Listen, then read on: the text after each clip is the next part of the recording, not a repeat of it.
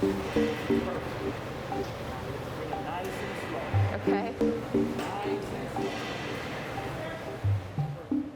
Public health experts around the country are using every tool at their disposal to track the spread of COVID-19 in their area. For some cities and states, one of those tools is poop. This is sewage water. The virus shows up reliably in the feces of sick people before they start to show symptoms. All that ends up where feces usually ends up. Sewage plants like this one in Brooklyn, New York. A lot less gross than I thought it would be. The amount of virus swirling around in the plant is a good indicator of how many people are infected. It's an early window into how much illness is on the horizon, and is helping the city decode the future of the pandemic.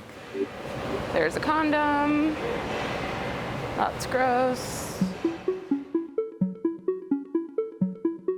Early, like March, April, there were so many people said, I want your sewage to test it for COVID. I want your sewage. And I'm like, what are you going to do with it? What is your method like? Who are you? Pam Alardo leads the Bureau of Wastewater Treatment here in New York City. It's the largest municipal wastewater utility in North America. It includes 14 separate wastewater treatment plants spread through the city. This one is the largest. It processes waste for 1 million people. On a dry day, it treats about 300 million gallons a day. When it rains, it takes stormwater from the streets. And when that happens, it can be over 700 million gallons in a day. Early on in the pandemic, scientists started to get interested in testing sewage for the virus in order to track the spread of disease. Private companies and research labs from across the country began reaching out to wastewater plants like this one. They felt that it might be traceable. The method hadn't been refined yet, but there was a lot of interest in it.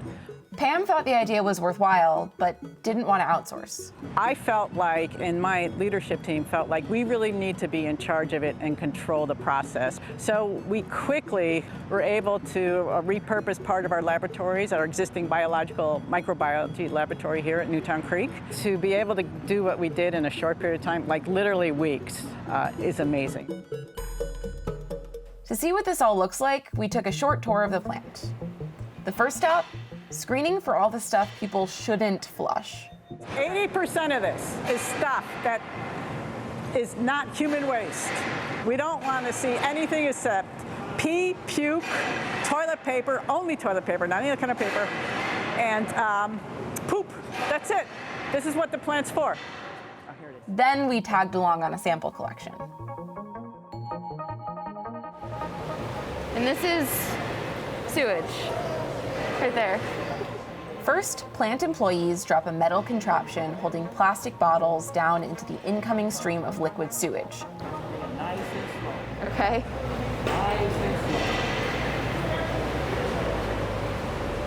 So this is going to go to the lab where they will analyze it for traces of the coronavirus.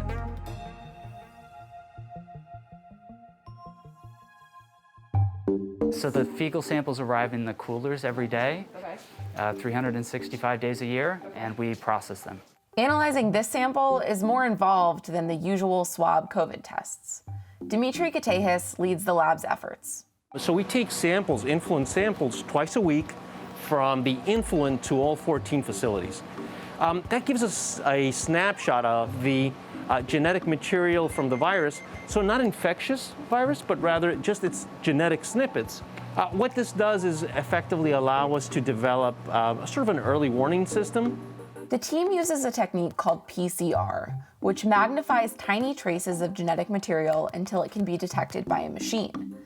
The less time it takes to magnify to a detectable level, the more material there was to begin with.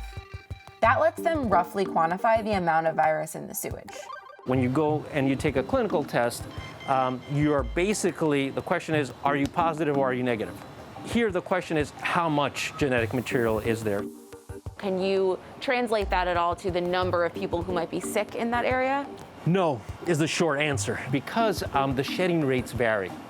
As an individual gets sick, they shed viral material at different rates, whether they're symptomatic or asymptomatic, or frankly, how ill that individual is. The shedding rates are not adequately characterized yet to allow us to take this information and back calculate an estimate as to how many people are ill.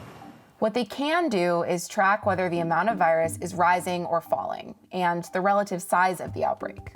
Do you have a sense of what concentration tends to correlate with like a big outbreak versus a small outbreak? We have, unfortunately, because we're starting to see that. And what we're seeing is that values on the order of about 10 to 20,000 copies of RNA per liter indicate a brewing condition. And then when we start seeing values in excess of 40 to 50,000 copies per liter, there's a significant cluster and there's a significant response in the community. Using this system, Dimitri and his team were able to predict a recent hotspot in Coney Island, and they helped sound an early alarm on Staten Island. The city started noticing that there's possibly an increase in Staten Island, which had been very quiet up to that point. And they asked us, are you seeing anything? We actually were just wrapping up that sample that Saturday morning, and lo and behold, we saw a significant spike in both Port Richmond as well as Oakwood Beach, our two plants that serve Staten Island. And so we were able to provide that feedback, and they in turn were able to increase the clinical testing. This tool is still new, and even though it's worked well so far, the team is trying to refine and expand it. Right now, for example, it takes about 3 days to analyze each sample. We are purchasing some automated equipment to try to cut that down to 2 days and give us one more day. You know, and what we're doing here, unfortunately, every day counts. Sewage monitoring on its own can't solve a pandemic. It has to be paired with other disease surveillance systems, like data on testing, hospitalizations, and symptoms. The city has a model that brings in, as I said, a lot of data streams, everything from ambulance runs within a neighborhood to prescriptions being utilized and so forth. And then they can make assessments whether they need to direct more clinical testing resources in certain neighborhoods, in certain areas, or whether they need to, God forbid, do more social distancing or enhance enforcement. We do a little bit of that as well. We'll never know exactly, definitively, how many people have COVID-19 at one particular time. Everything is an estimate, but each strategy estimates in a slightly different way. So by combining them, we get the best idea of what's actually happening. Eventually, the team hopes they can use this method to track other viruses and to monitor other health threats to the city. Our basis is public health protection. That's how our industry got started. And so all of that means we should be contributing where we can in terms of how the sewage system, how the sewage information contributes to this pandemic and any kind of future issues that we may come up against. In the last 10 years, we've seen like a tenfold increase in the amount of wipes coming here because the manufacturer puts the word flushable on the box. We spend over $20 million a year of your money, if you live in New York City, throwing this stuff out. It belongs in the trash can. Trash it, don't flush it.